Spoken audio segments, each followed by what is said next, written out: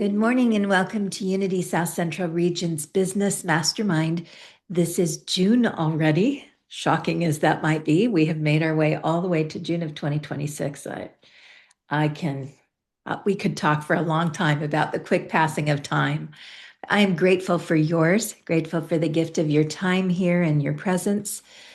Today, I want to invite you as we go into this class to stay close to your microphone button because I'm going to ask questions as we go through. Our subject today is one that invites you to think a little more deeply into how you hold the center of your community.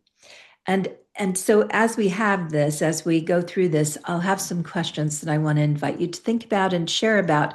I also want to remind you that if there's something that you'd really like to talk about, but it's not necessarily for public consumption, because we do have that as ministers, we have a second session in the middle of the month on the third Wednesday that is open for us to be in conversation with one another. That is not a recorded session. This session is recorded and posted on our website for other ministers. And actually, these sessions are very well viewed by other ministers, not only in our region, but other regions. So this is a more public forum. Our middle of the month session is a private forum where we can be in conversation with one another in a non-recorded minister-to-minister way, which is very sweet space and important space to all of us in the good work that we do. So those of you that just popped in, welcome. I'm glad you're here. It's nice to see you all. And you are right on time. We're just going to jump in right now. So I'm going to share my screen.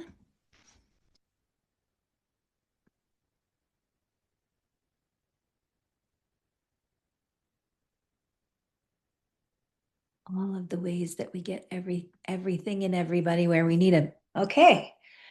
So our subject today is prophetic engagement, and we're going to define that, talk about what that is. And we're also going to speak into it through a couple of different lenses, through the lenses of justice, of earth wisdom, and also of spiritual courage and what spiritual courage is and how we use it.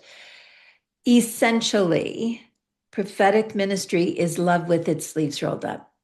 It's working ministry and working on issues in the world that sometimes it's tempting for us to simply not address, simply stay out of and leave alone.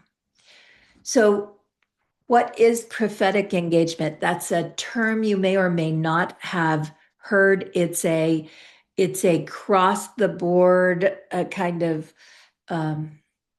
church-oriented term that doesn't get talked about a lot. We think of prophets as people who tell something that they saw in their mind. Oh, you saw something. You are a prophet. You're speaking forward. But prophetic engagement is truth-telling without political agenda. And our way shower, Jesus, is the best example that we have.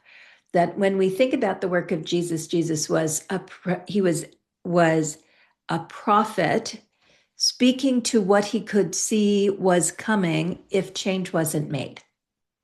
So when we talk about prophetic engagement, we're not talking about some amazing download from the divine that you're bringing forth that is a revelation to everyone. We're talking about the very common things that we can see and that we might have differing opinions about. So I may have an opinion about climate change.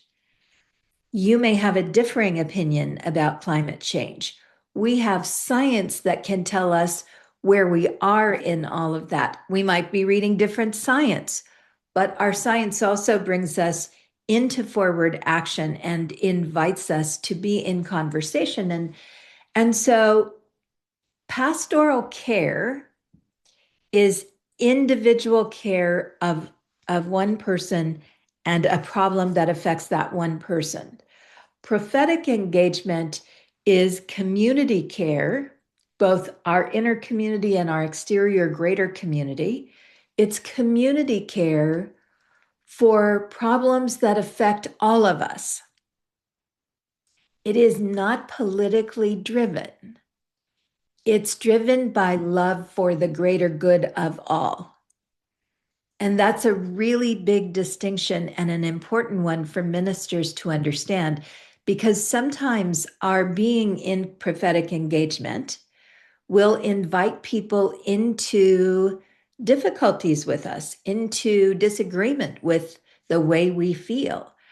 But it is our work to be in truth telling, and also our work to be able to bridge people who feel differently than we do and people who feel the same way we do. It's a very interesting part of ministry, prophetic engagement, and a very important part of ministry. It is response, not reaction. So, response to shooting in a school might be to call together your community for a candlelight vigil and invite the greater community to join you in prayer and in grief and to create that environment for it.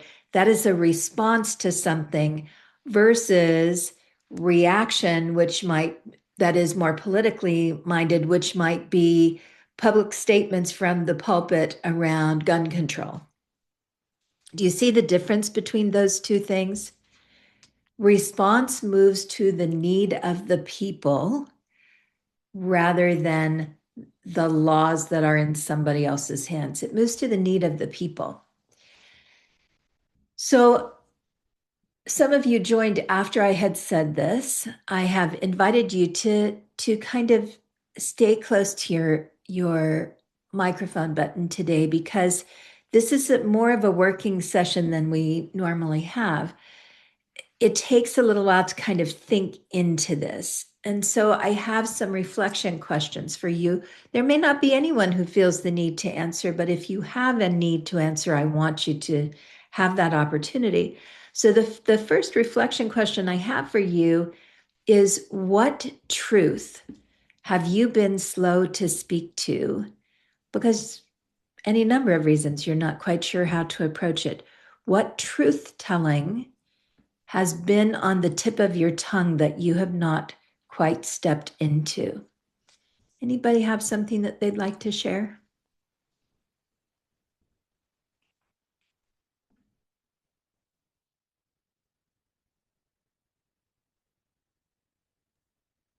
I'll share. Okay, So great. anything that might seem political. I mean, social justice we know is political, it's not partisan. So it could be very slow at coming into how to approach and to share that. That's one that I was slow at coming into. And be more specific about social justice. So um racism, pride, uh transgender. I mean, of addressing it in a way where other people would be receptive, or to go out and to do outreach based on whatever spiritual community I was in.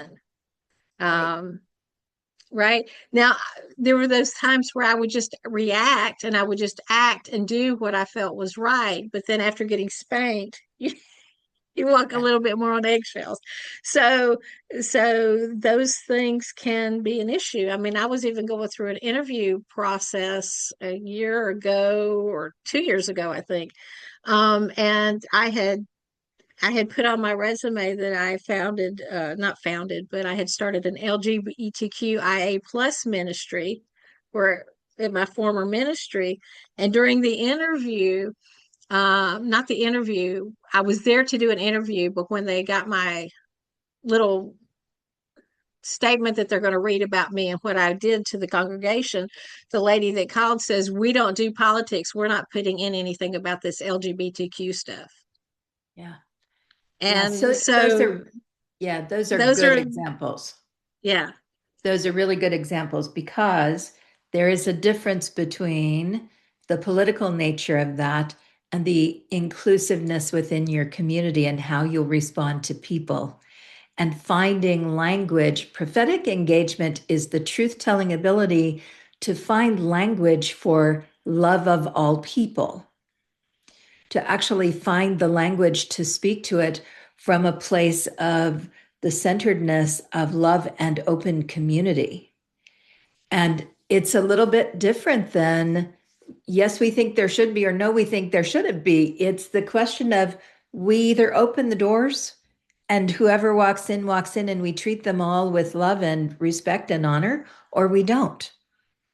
Which is true here, right? So so that's what we're working on today. We're kind of working on how does prophetic engagement differ from the political scene? So I like to use, for me, earth ministry, ecological ministry is really important. It's the truth telling edge of my being, to understand creation care as sacred responsibility, that this earth is created for us, provides for us, is a place that without it, the children who are coming up and the grandchildren who are coming up struggle. So I speak to it as a living teacher. I speak to it as the first teacher, and that we have the opportunity to interact with this teacher on a daily basis. Not everyone agrees with that, but we do this all the time. We talk about, be as strong as an oak tree, be as flexible as a willow, right? We have all kinds of metaphors in life that demonstrate, that we all use, that demonstrate the earth as a teacher. And so one of the things, there's a difference between ecological law and ecological grief. So especially in the younger parts of our communities, in our certainly in Generation X and in Gen X, but also in our millennials and in our kids, we have a huge presence in most churches of ecological grief. And ecological grief looks like the earth might burn up while I'm living on it. You know, I have inherited an earth that may not sustain my children. So a response to that is a grieving opportunity to actually speak to the grief, to actually bring people together. And you can do that around Earth Day. You can do it in lots of different times. But we have a tendency to speak to climate change and law rather than ceremony and emotion and heart. So prophetic engagement invites us to be in the heart of love around any issue. How do we love people? How do we love the earth? How do we move from divine love in response to all kinds of things that happen on the planet? So for me, the question that comes up when I want to address this is, what is one earth honoring act that I can put in front of the community, that we can be engaged in, that just allows them the feel good of that, right? So the feel good of that can be, we're going to choose the intersection down by the freeway by our church, and we're all going to go down after church on Sunday, and we're going to pick up all the trash and clean up that intersection because it's a mess and it doesn't feel good. And it doesn't, when people come in, they feel that impact of something that was uncared for. So then you can invite people from the community, whoever wants to come down and do it. Your work in creating an LGBTQIA accepting place within a community is that kind of act, Sharon.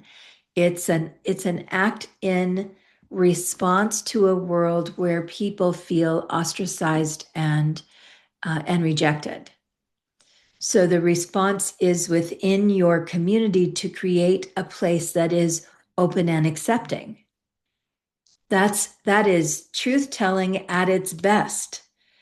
We're not out there in the community worrying about the political laws, which is not to say that we can't, but it generally is not our work in the church. But opening up space and caring for people in our community is. If we were to address racism, and what we wanted to do was engage in a program that teaches us what racism really looks like in day-to-day practice, to offer that to our community, to speak in the language of microaggressions. What are microaggressions, and how do we remove those from our environment? That is a response, not a reaction. It's an opportunity for people to engage in a new way. And this is such a tender, soft line, because people will come in, boards especially, will come in and believe that we should not speak about anything that sounds remotely political. And yet, who are we following? How did we get here? We are here because of a teacher and many teachers who engaged in truth telling from a position of love, who engaged in impact telling, not in law debate or in naming parties or in consideration of whose fault is what, but who spoke from, and how we speak from, the voice of impact on people actually in our communities, on people who actually might walk through our doors. How do we tell people that they're welcome? How do we take care of the earth around us? How do we address many, many issues that are part of being human and part of working together? So, another one that comes up often is justice, because justice is important for everyone. Justice is it's a unifier. We may not agree on what justice should look like. We may feel that some forms of justice are too severe, or some forms of justice are not severe enough. But we can all agree that there must be justice in our society.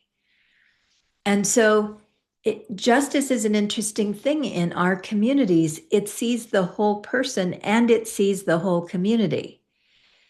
Justice invites us to both consider someone's situation and what was underneath, what was the impetus, but it also says, and it had an impact on everyone, and there is a required outcome from that. There is did any of you with your kids learn about a practice called love and logic?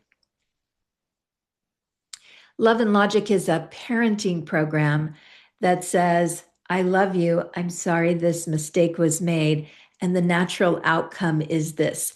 You used your phone in the wrong way. The natural outcome is that you lose your phone for a period of time while we work on reintroducing all the rules around how a phone gets used. Love and Logic. We have to use love and logic in our communities.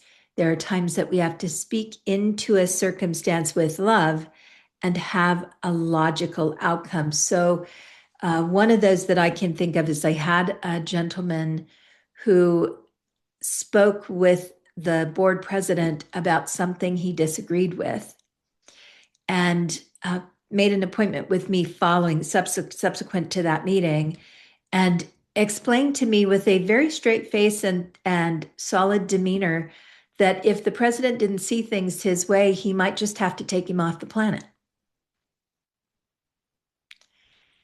Yeah. And the love and logic for that is, I love you and I want to believe that you don't mean that. And I need you to take a break from the church. because we cannot speak in that way here. That is not ever going to be okay. And I will never be able to run the risk of harm to the whole community. So I'm asking you to take 1 year away beginning today. And before you come back, to come back and meet with me, and we'll discuss this again and see where things are. Love and logic. It's just not okay because we have to think about the good of the whole community and also see the individual. Justice is an interesting thing. When something goes wrong in our community, we have to be able to speak to the truth of that. And I needed to be able to speak to the truth of that with the community who did not understand why someone had been asked to leave. So it was a very interesting thing for me to decide, will I say why? Why has this person been asked to leave? I decided to say that because justice it can be understood.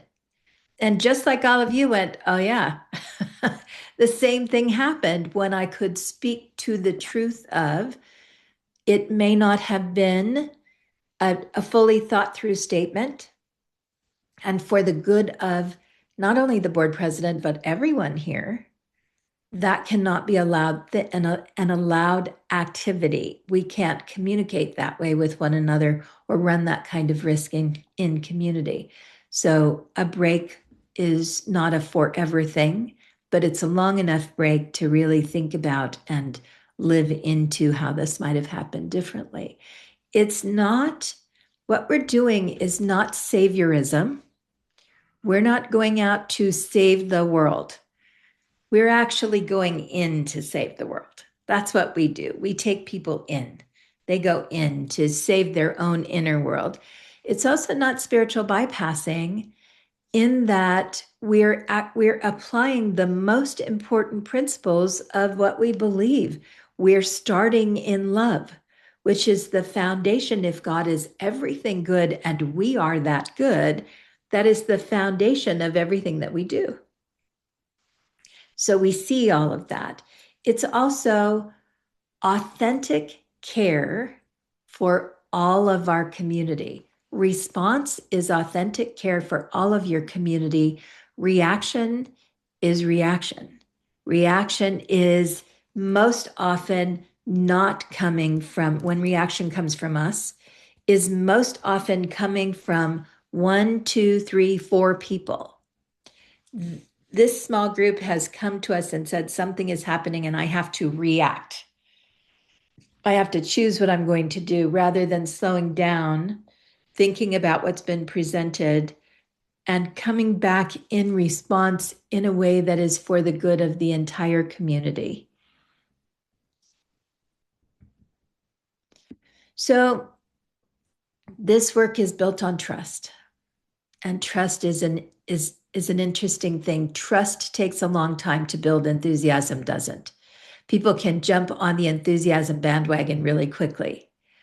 But to trust that we can be in the truth-telling, difficult decisions, in the truth-telling, difficult conversations, it's an interesting thing. It requires, first of all, being with your community for a little bit of time so they get to know you.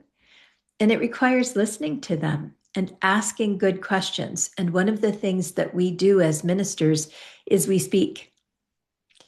We listen to our individual members of community when they come in to see us for pastoral care, or if we have a particular subject that we're working on, but to create an opening for listening, to build trust, to get to know the community as a community, as a feeling of community, doesn't happen very often. It's not very often that we call our community together without an agenda and say, we're having a listening. If there's something that you feel needs to be spoken about, we're having a listening. That doesn't mean we're necessarily going to make any decisions, but we're having a listening, and it's an opportunity for us to come together and hear each other. And in that way, people feel like there is a place for their voice in the community. It can be challenging to have a listening. You have to set it up well. You have to speak with people about response versus reaction. And you have to explain that we're not here to agree, nor are we here to debate.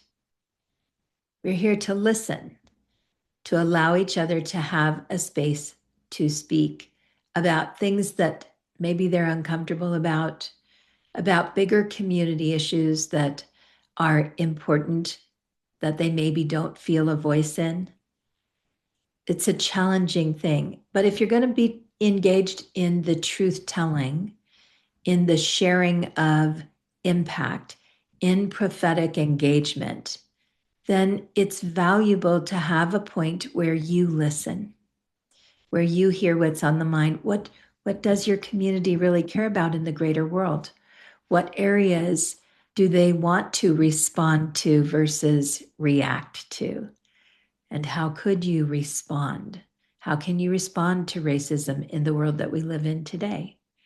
How can we respond to climate issues? How can we respond to the economy in the world that we live in today? How do we respond to needs in our community when our economic situation is such that it is? How are we caring for our community? Do we have a safe way for someone who's experiencing economic crisis to actually let us know they're in economic crisis? And how do we respond to that? So there's a required listening before we lead, and then leading into response rather than reaction. Is there somebody in your community or around your community who is listening well and called into responsive action, who you have as an example of this? Is there anyone you guys can think of? So I think of there was a woman who now doesn't do this anymore, a woman named Fran in my community for a long time. She would know who was in the hospital before anybody else. She made it her job to let people know that if anybody was in the hospital and they didn't have family or they didn't have someone around, she wanted to know. And she would go sit with them at the hospital and she would read to them and she would check in on them and she would come back and let us all know. It would happen before I had any idea. She reached out to me and would say, "Hey, I'm at the hospital with so and so. Could you make sure the prayer chaplains know?" Yes, I can do that. Thank you so much, friend. That's amazing. But the community knew it about her, that this was her response in community. If anyone needs to be sat with, she would be there. Is there anyone in your community that does something that is a little bit miraculous to you that they're doing it?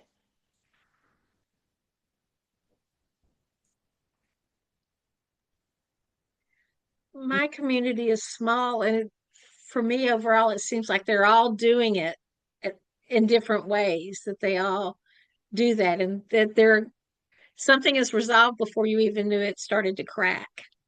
Yeah. Yeah, this is watching that more closely and observing in the listening way listening can be watching as well as hearing, right?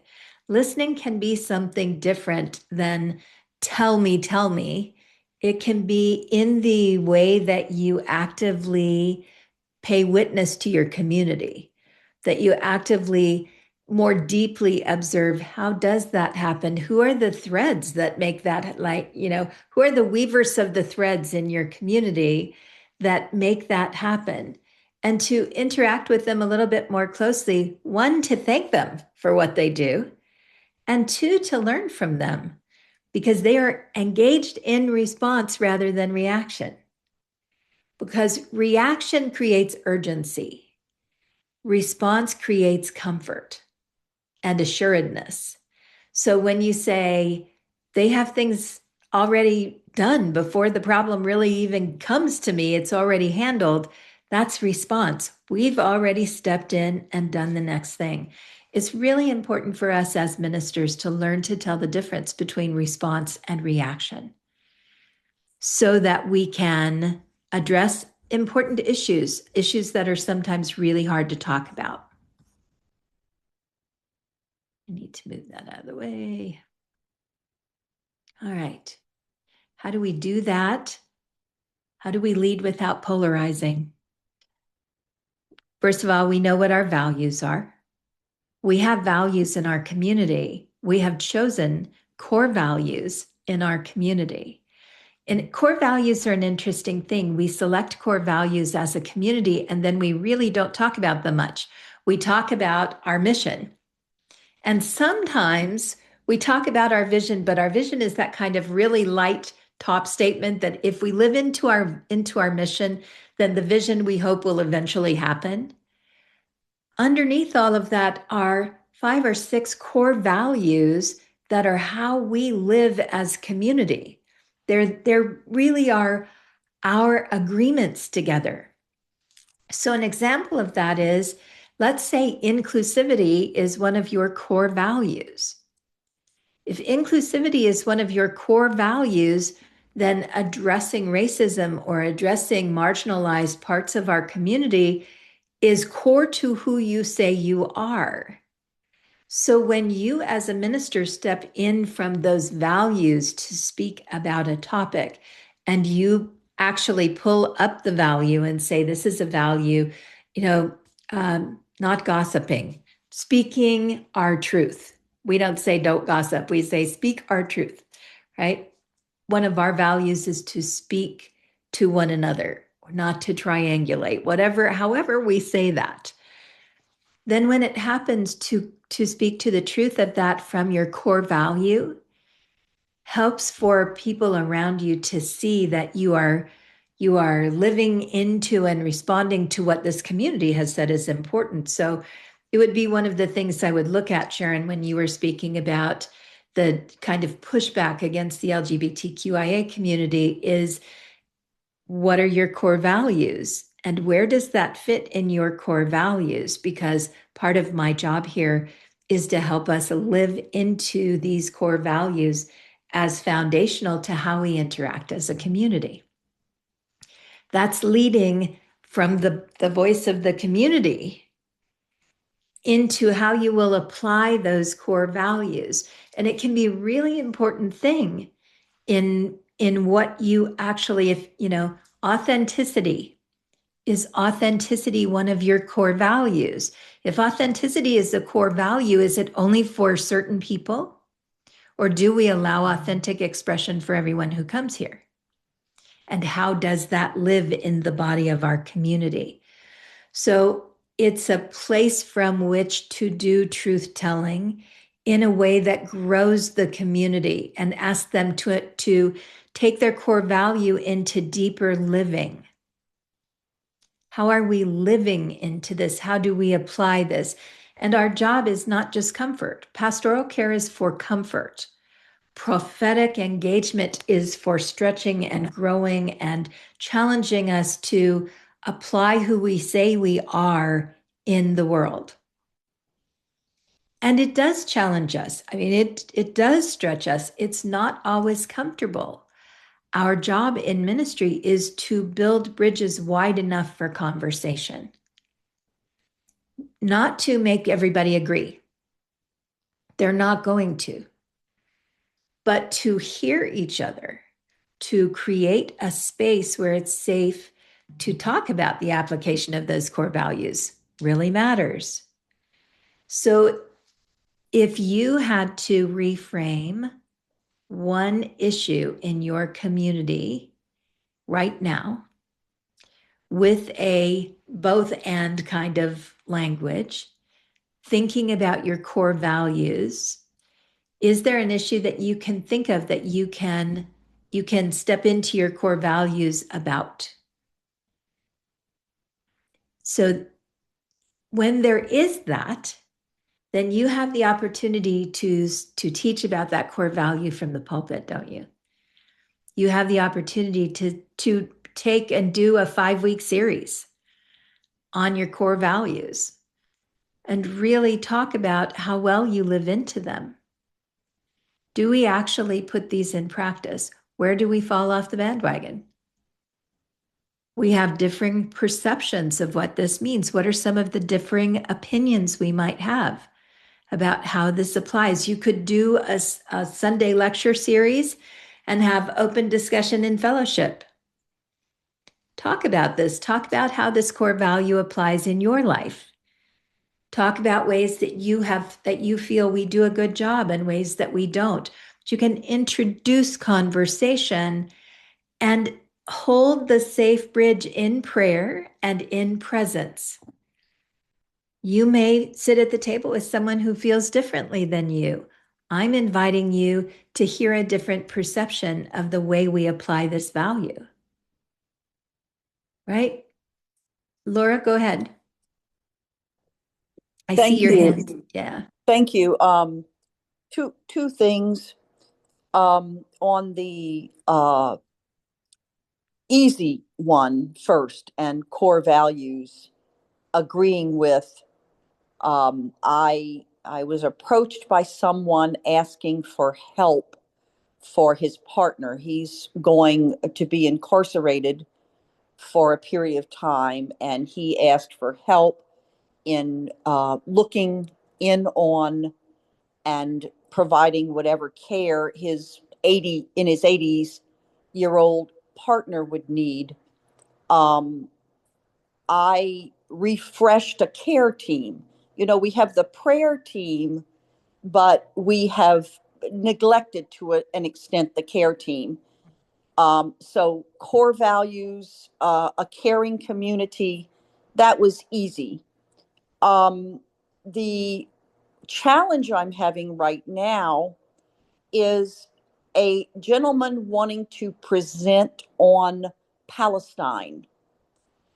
And I will take that to the board. But knowing about that, consistent with core values, uh, this person came from the Unitarian Church, which I feel is much more social justice oriented. I believe unity is going in that direction. But enough said. I am feeling uncertain of how to present to the board my feeling on this. And what's behind that is, do we give a microphone? And this certainly won't be on a Sunday during service, but do we give a microphone and therefore promote when someone has a particular passion? This person's passion is to tell the Palestinian uh, version of history and concern that he feels very little people know in America. That we know the Israeli side, but not the Palestinian side. Thank you. Yeah, that's an interesting, those kinds of things are interesting. And I think we probably all had an experience where someone wanted a platform by which they could speak into an issue. And, maybe they have more information, maybe they're educated in a particular way. My first question to that person would be, what is it that you're wanting from this community? How does this tie to our spiritual principles? So, for example, if you're teaching from, if you're wanting a platform to speak to how we respond to crisis in the world, how we respond to hunger in the world, how we respond to any number of things we could apply to the Palestinian circumstance. That's one thing. If you're speaking about how our government is acting and what our government is doing, and it doesn't come back to your personal power, then that belongs outside of the church. If it's speaking to us as a community and saying, what will we do and why should we do something? What is our response to this? Will our response be to encourage our community to take up an offering and support an organization that is supporting people in Palestine?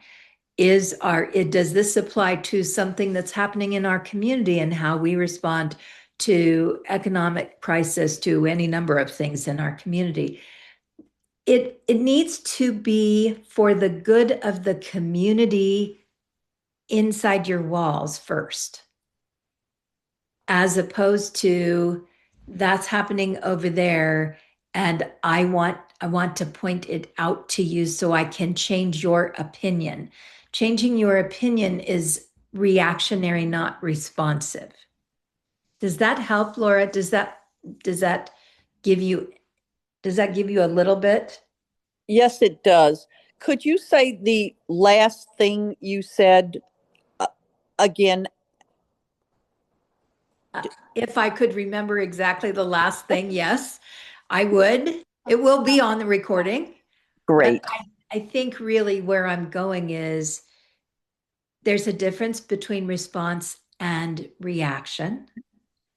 If you're calling people together and saying, listen, there are people who are now trying to somehow rebuild in an area where they have nothing. And I would like us to come together as a community and to raise funds or to send shoes or to whatever it is. This is a response request from community that says, from the place of love, we care for the people who are there. If it is a conversation about the right and wrong of something that's taking place and the need to convince people that they should feel one way or the other, that's an entirely different conversation. We're not, as a community, in the business, we, especially Unity, are not in the business of making people feel anything. We are offering them an invitation. This is an invitation to consider this perspective on what we teach. This perspective might fit for you or it might not. That's okay. As long as you come in, you'll hear this perspective, but we're not here to tell you you're a broken sinner because you don't believe the way we do. We're here to invite you to consider for yourself and to grow for yourself. We're here to respond to needs in the world. And in this regard, prophetic engagement is a lot like liberation theology. Are you guys familiar with liberation theology? It started with a guy named Oscar Romero in Latin America, and it really says spiritual teachings are seated in the understanding in the Christian world. They're seated in the understanding that we care for the marginalized and impoverished people, and that they have a preference in the eyes of God, that there are teachings that come from suffering and understandings that come from suffering that people with power and presence don't have because they've never had to face such deep challenges. So when we look at something through the lens of how we help, that's different than how we change. If this conversation is about how you help, that's different than how you help those people over there. That's different than how you change how people feel about it over here. Helpful? Yes. Okay, great. So, And what was that term you used? liberation theology. Look up Oscar Theology. Thank Romero. you. It's Thank a you. really interesting it's a really interesting perspective that really invites us to understand the value, the spiritual growth that comes from the suffering of the marginalized people in our world, and why they are the teachers, those people who are struggling and suffering have the potential to develop a deeper faith than any of us who are not struggling. And we know this ourselves. We have our deepest faith crisis at the moment of our deepest struggle, and we either come back from that or we don't. But those who are in those marginalized groups and are struggling the deepest have something important to teach, because they are finding their way, especially if they're seated in their own spiritual strength. If that is something that they have a handle on, they can teach it in a way that Nobody else can. And so, there's value in looking at what we learn from people who are actually in the struggle. And that would be my other question about this gentleman is, has he actually lived in the struggle in Palestine? Is he speaking for himself or is he speaking for other people? And what is the response he's looking for to his sharing of deeper understanding? Because if it's just a soapbox, that's not what we're about. But if you're asking for us to respond in a way that honors love and honors our core values and speaks more deeply into something like that, there might be a way. So this is not easy. Making these decisions is not easy. And the reason that we put this on the agenda this year is because we agreed when we talked about how to go into 2026 after 6 years of business mastermind. I'm sorry, 4 years of business mastermind. We agreed that we were going to get into some challenging areas. Let's go deeper into things that are tough. This is a really tough one because the line between spiritual justice and spiritual action is very, very thin. And we've had a pretty strong hold on spiritual action as our path forward. Now, will unity change? Perhaps. Perhaps it will. But spiritual action is something, even if we as unity begin to look more into spiritual justice, we should not lose spiritual action. Spiritual action is response to the suffering of the world. And that's important for us and important for us to teach. Every minister has one move that only they can make in their community. What is yours? So I want to give you an example of this, and then I want you to give some thought to it. So let's say that you are in the process of building a new church, and you have bought a beautiful parcel of land, and you have done all the fundraising, and the money is there, and you have hired an architect and you have brought beautiful renderings forward to your community, and you've picked the archway at the front and the fine wood that you're going to put on the platform, and everything is exciting. You're in that place of excitement in your community, and everybody is so enthused about what's happening. And you are aware, as the minister, that 3 families in your community have stopped attending. And you have reached out to one of those communities, to one of those families, because you're pretty close to them and said, listen, I haven't seen you in a while. Are you okay? What's going on? And that particular man or woman that you spoke to says to you, it's really hard. My family is on the verge of being homeless. And it's really, really hard for me to listen to everybody and see that we're spending all this money. We had a perfectly good building, but my family may not have a home to live in. And everybody is just so excited about the quality of the wood. And I'm looking around me and I know that so-and-so's family and so-and-so's family are also on the same scale. And we have another family that is really living in their car more than anything right now. And I just can't be part of the community right now because it's too painful, because I feel so unseen and so uncared for. And I don't know how to address that. Maybe I shouldn't expect anything out of the community, but I feel unseen in all of this. Nobody else is going to know that but you. No one. But you can look across those 3 families and go, I see why those families have left. I also see that there's nothing wrong with us being enthused, but we have a huge failure to acknowledge the people in our community who are struggling. You are the only person who can address something like that. You're not going to say who the families are. Obviously, we're not going to expose anybody, but you have the opportunity to be engaged in a prophetic act, to actually come forward in truth telling, which is really what that prophecy is. Not imagining into the future, it's truth telling and seeding the future. You have the opportunity to speak to a place in your community that maybe is being overlooked, and to say, we've been so excited about all of this and so enthused. And I'm also aware that some of you in this room may right now be struggling, may not know if you're going to have a home next week, may not know how you're going to care for your family in a month. Maybe you lost a job. Maybe your economic situation is not meeting everything else. Maybe you weren't able to donate into here because you're barely making the ends meet, and maybe you're feeling very on the outside of this. I want to speak to that.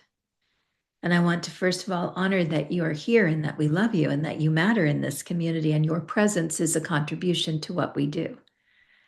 And I also want to speak to whatever systems you have in play, right? I want to speak to our care team. I want to speak to our prayer chaplains. I want to speak to my availability as a pastoral counselor. I want to speak to ways that you can let us know that you're struggling, so that you know that just because we're doing this doesn't mean we're not doing this, that you matter here. That truth telling, that paying attention to what's happening in your community and finding ways to address where you're off balance, really important. You have 2 people of color in your community and 78 who are Caucasian. So how do you speak to that? How do you speak to in your community when everyone in your community, the majority of your community, is gray haired, and 2 30-year-olds walk in and the whole community jumps on them and is like, oh, you have to be here. We've been waiting for you to get here. How do you speak to that and say, thank you for being here. We want you to feel welcome. And it might seem like we're overenthused. That's because we all know there are things to learn from you. Not because we all need somebody to teach to, but because we know when youth walks in the door, it comes with its own wisdom. How do you speak to those things that help the community to think about who they are and how they walk in the world and who they want to be? So I can't tell you what it is that only you can speak to in your community, but I can absolutely tell you there is something. And I can tell you it will become apparent to you if you stay in the question of that. And I can also tell you that we live in a time right now where we are invited to take our ministry work deeper. And it can also be harder for us to do it because we're more tired, because there's stress. We're living in a stressful time. No matter where you sit in any of the craziness that's going on, it's craziness, and it's difficult and it's challenging, and it affects us personally in our when we are not a minister, which I promise you have time when you get to be a real person, just a person. We have, I think every one of us said, I'm a minister 24 hours a day. And I invite you to consider that statement, because Reverend is a title. It's not your first name. And we have moments that we are people in the world with families and parents who get sick and kids who have crises and economic problems of our own and all of that. So it's easy in a difficult time to not go into the challenging areas. And something can be said for that, right? Maybe we don't want to. Maybe our community is under so much angst that we don't want to push too much into a new angsty area. You have to judge that based on where your community is. But there are also times when prophetic engagement really matters. When your job as a minister is the make them uncomfortable part of that statement we all know so well, comfort the uncomfortable and discomfort and unseat the too comfortable, right? There are times that that's our work. remembering that it's response rather than reaction is important. Remembering we're moving people from love, that the central tenet is who we are as a community, which is the living expression of the divine. And that you're in your bridge building, you are enacting that in yourself. That I'm holding the living expression of the divine that sees all expressions, all the sides of this as having some value, even if just to mirror to one another. And those are big roles. They're big, challenging roles in ministry. They require us to take slow steps, but they are the deep, deep work of why we're here and why we're called and how we use our voice and our presence in the community that we serve. So that's a lot to think about. I invite you to think about it, to consider about it, and to come back and join me in our personal conversation the middle of the month. This will be a good one. I'd love very much to hear, what your impressions are. And if you take a moment or two now and write a couple of notes, there will be 7 lifetimes of things that happen between now and the middle of the month. So take a piece of paper, write yourself a few thoughts and notes, and then put it in the top drawer of your desk so I can say to you, open the top drawer of your desk and take out your notes. And you'll go, oh yeah, that's what I was thinking. I'm looking forward to having this conversation with you next time we gather. And as I always want to assure you, I feel so honored to be able to work with you, to be able to have the gift of your time and to support the amazing work that you do in the world. So thank you so much. I love you, and I'll see you in a few weeks. Thank you. Bye.